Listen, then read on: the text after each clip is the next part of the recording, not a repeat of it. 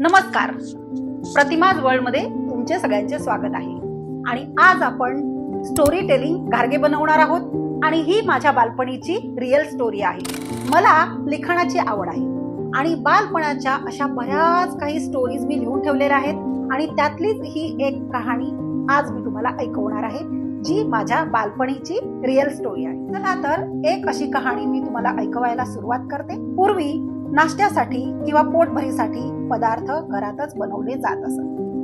बाहेरचे पदार्थ मिळतही नसत हल्लीसारखे, आणि कुटुंबे मोठी असल्याने परवडतही नसत. चला तर माझ्या आजीची रेसिपी बनवूया, भोपळा आणि केळ्याचे घारगे, म्हणजे भोपळा आणि केळे दोन्ही मिक्स घारगे, ज्याला काही लोक वडेही म्हणतात. म्हणजेच काही लोक फक्त भोपळ्याचे वडे, फक्त केळ्याचे वडे असे बनवतात. पण माझी आजी मुलांसाठी खास पोटभरीचा नाश्ता म्हणून हे दोन्ही मिक्स करून त्याचे घारगे बनवायचे आणि अतिशय अप्रतिम बनवायचे. माहित नाही, पण चहा बरोबर बऱ्याच नाश्त्यांची जणू सोयरीकच जुळलेली.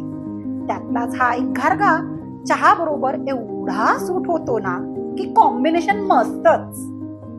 एक खाल्ला की 3-4 गट्टम केल्याशिवाय मन भरत नाही आणि पोटही. असे नाही की हा नाश्ता सीझनल आहे, तो वर्षभर बनवून खाल्ला जातो आणि खाल्ला जायचा. जेव्हा माझी आजी घारगे बनवत असत तेव्हा आम्ही सगळी चिल्ली पिल्ली छोटी छोटी तिच्या अवतीभवती फिरत असत. त्यामुळे आम्हाला खूप मजा वाटायची.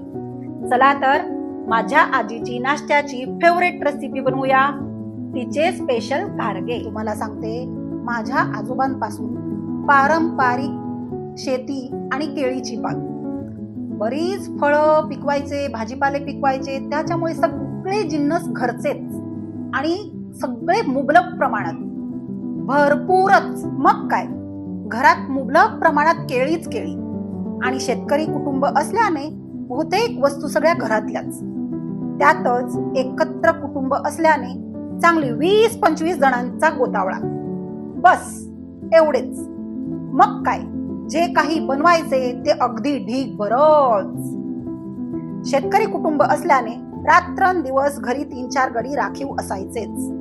माझी आजी गड्याला गोठ्याच्या छपरावर भोपळ्याचा वेल चढलेला असायचा, त्यातूनच एक भोपळा, तोही भला मोठा, उतरवून घेणार आणि त्याला जोरात भत करून आपटणार. माझी आजी म्हणायची, अशा प्रकारे भोपळा फोडला की त्याची चव वेगळीच, असं ती म्हणायची. आणि ह्या फोडलेल्या भोपळ्यातून ज्या सगळ्या बिया पसरायच्या बाहेर, त्या आम्ही चिल्ली पिल्ली सगळी गोळा करून धुवून नंतर त्याला खात बसायचो. तेव्हा कुठे माहित होतो आपल्याला की ह्याला प्रोटीन किंवा विटामिन काही असतं. जे मिळालं ते आपलं खायचं. जसं दुधीच्या बिया, भोपळ्याच्या बिया, हे आम्ही सहज असं जे मिळेल ते खात असत. आणि बालपणीची ती मजाच अगदी वेगळी होती. तुम्हाला तरी आठवत असेल की तुमच्या बालपणीची मजा पण वेगळी असेल ना? तुम्ही सुद्धा कमेंट मध्ये सांगा मला नक्की. हो, तुम्हाला सांगते, खास घारगे बनवण्यासाठी केळ्यांच्या अख्खाच्या अख्खा घड चांगला पिकवून घ्यायचा बरं का.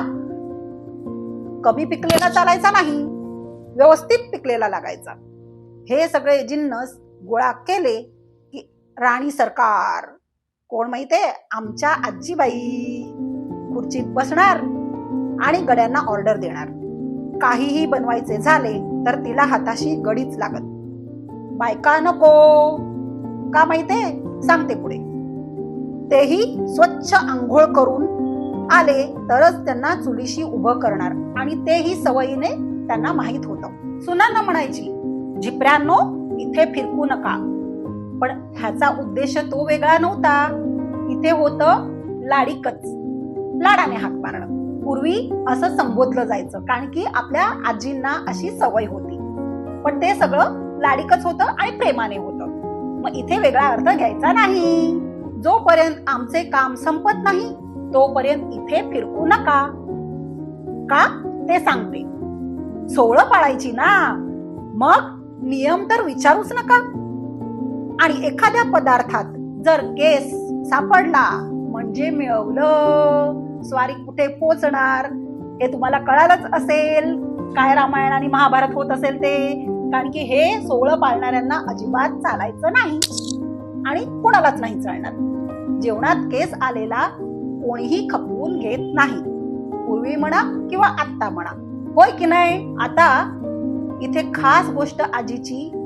मी सांगितलं ती जिपऱ्या म्हणून म्हणायची सुनांना, पण ती काही खाष्ट नव्हती, पण नियमांची पक्की आणि प्रेमळही तेवढीच, खूप केअरिंग. घरच्यांचं तर जाऊ दे, गड्यांचीही तेवढीच केअर घेणार. जरासं काय पडसं वगैरे झालं तर काय ते काढे, काय ते लेप, काय विचारू नका. पण तुम्हाला एक खास सांगावेसे वाटते, कुठल्याही गड्याला तिने हाक मारली की ते एवढे आज्ञाधारक होते, जे काम हातात असेल ते सोडून पळत पळत तिच्या पुढे येऊन हजर राहणार. आणि मुद्दाम लाडीकवाणी तिने सगळ्या गड्यांची नावं देवाची ठेवली होती, जेणेकरून तिला आनंद मिळत असेल की मी देवालाच हाक मारली. जे काही जिन्नस बनवायचे ते आधी देवापुढे, नंतर गड्यांना आणि त्याच्यानंतर दुसऱ्या लोकांचा तो खायचा टर्न येणार. आत्ता घाग्यांसाठी घडभर केळी सोलून कुस्करून घ्यायची, म्हणजे चेचून घ्यायची. त्यात उकडून घेतलेला भोपळाही चेचून घ्यायचा, स्मॅश करून घ्यायचा आत्ताच्या भाषेत. तेव्हा कुठे मिक्सर होते. जे काय व्हायचं ते पाटावर वंटा, उखळ मुसळ किंवा आपलं जातं, ह्याच्यावर सगळी कामं होत असत. आणि फारच झालं तर ह्या नरम गोष्टी सरळ सरळ भांड्याने चेचून घ्यायच्या. आणि तुम्हाला सांगते, ह्याची चव एवढी भारी लागायची ना की त्याला तोड नाही. आत्ता खरी सुरुवात. भोपळा केळी चेचून झाली की त्यात मणभर गुळ. आता मण म्हणजे आत्ताच्या जमान्यात पोरांना माहित आहे की नाही माहित नाही, पण घरातल्या मोठ्यांनी सांगावं. आता त्याच्यात मणभर गुळ ओतायचा, मग भरपूर जिरे तीळ अगदी मोठी मोठी प्रमाणे घालायचं. चवीप्रमाणे मीठ घालायचं, मिरपूड, हळद, तेल आणि थोडासा सोडा. आता भलताच सोडा नाही इकडे, खायचा सोडा, समजलं. त्यात मग घरगुती लाल तांदळाचे पीठ, तेही घालायचे अगदी पायलीनुसारच. खाणारेच खूप कमी तर करणार काय. आता एकजीव केलेले जिन्नस चांगले 10-15 मिनिटं मुरत ठेवायचे. तोपर्यंत गड्यांनी इतर तयारीला लागायचं. चूल पेटवा, कढई, झारा, फडकी, थाळे, तेल, गारगे काढण्यासाठी मोठं टोपलं आणि ते तेलकट होऊ नये म्हणून एक मोठं केळीचं पान, जे त्या टोपल्यात ठेवण्यासाठी आणि गारगे काढण्यासाठी. अशी सगळी जमवाजमव झाली की भली मोठी पितळेची कढई चुलीवर चढवली जायची. आणि आता एक गडी तळायला आणि 2 गडी घारगे थापायला. चांगला 2-3 तासाचा कार्यक्रम चालायचा. आता ह्याच वेळेत आणि आमच्या आजीबाई राणी सरकार खुर्चीत बसून आदेश देत राहणार. मध्येच चहाची तलप, मध्येच पाणी द्या, मध्येच पानाची चमची हवी. काय विचारू नका होतो तिथं तोडा. एकदाचे टोपलभर घारगे बनवून झाले की आधी देवाला, मग चांगले 8-10 गड्यांच्या हातावर, नंतर बाकी सर्वांनी त्याचा आस्वाद घ्यायचा. आता सुनांची एंट्री. आता खऱ्या सुना बोलवल्यावर येणार. त्यांनी थंड झालेले घारगे डब्यांमध्ये भरून ते स्टोर करायचे. चला 2-3 दिवसाची नाश्त्याची सोय झाली बुवा. आणि हा 2-3 दिवसांचा घारगा नाश्ता सगळे गुण्या गोविंदाने आपल्या युनिव्हर्सल ड्रिंक, कुठलं चहा, दुसरं नाही काही, तर हे आपलं युनिव्हर्सल ड्रिंक आहे चहा. आणि चहा बरोबर झपाझप संपून टाकायचे. आणि फारच तर बरोबर घरगुती लाल गोडूस आपले पोहे. कसा वाटला हा माझा व्हिडिओ तुम्हाला? जर आवडला असेल तर सबस्क्राईब करा माझ्या चॅनलला, लाईक करा आणि शेअर करा आणि बेल आयकॉनवर नक्की हिट करा, जेणेकरून असे माझे रिअल स्टोरी टेलिंगचे व्हिडिओ तुमच्यापर्यंत सर्वात आधी पोहोचतील. तसंच चांगले चांगले कमेंट करा, तुमचे बालपणीचे अनुभव माझ्या बरोबर शेअर करा. आपण त्याच्यावर नक्की व्हिडिओ बनवायचा प्रयत्न करू. आणि तुम्ही जर चांगले चांगले कमेंट केले तर मलाही असे व्हिडिओ बनवायला मोटिवेशन मिळेल. तसेच व्हिडिओ तुम्ही कुठून बघतात ते सुद्धा माझ्या बरोबर शेअर करा, मला खूप आवडेल. तर बालपणीच्या अशाच रिअल स्टोरी टेलिंग साठी आपण भेटूया पुढच्या व्हिडिओमध्ये. तोपर्यंत स्वस्थ रहा, मस्त रहा आणि टेक केअर. Bye bye.